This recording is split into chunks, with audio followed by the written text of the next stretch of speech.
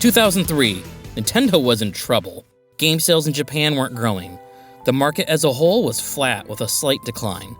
Sony and Microsoft were eating their lunch on the home console side. The Game Boy Advance, though, that was going strong.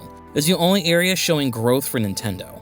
Link to the Past with Four Swords released on the GBA in December of 2002, and Wind Waker released on the GameCube in Japan that month, with the North American release occurring 3 months later in March of 2003. While Wind Waker was a success at launch, sales dropped off really quickly. It didn't have legs. The core fan base accepted it as a great Zelda title, but it failed to convert other players. The Link to the Past port, on the other hand, was considered a success.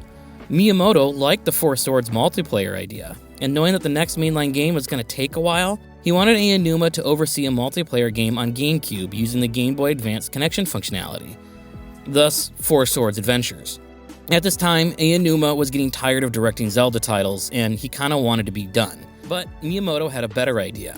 Put him in charge of all Zelda games as the main Zelda producer. This would pull him in several directions.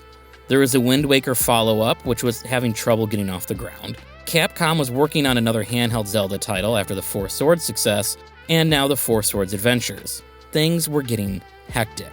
Sadly, Four Swords Adventures failed to capture audiences since it required everybody to have a GBA and the connector link to play. It kind of made the game prohibitively expensive in a way. In addition to that, the new mainline realistic Zelda was not off to a good development start. The team was struggling. All eyes turned to the handheld division.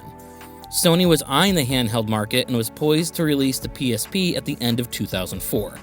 Nintendo was developing an idea to counter it, but it was a bizarre Hail Mary.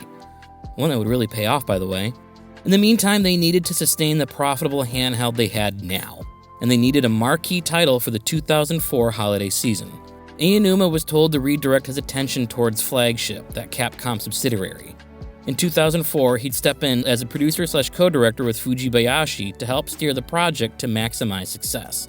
But he didn't have much to worry about. Aonuma even said, "Having set the framework for this new direction, my work was required on another project. I left the realistic Zelda team to work out the details and began work as director on the Minish Cap for the Game Boy Advance, which Capcom developed. In hindsight, by immersing myself in the Minish Cap project, I gave myself a way to escape from not being able to find a breakthrough on the realistic Zelda."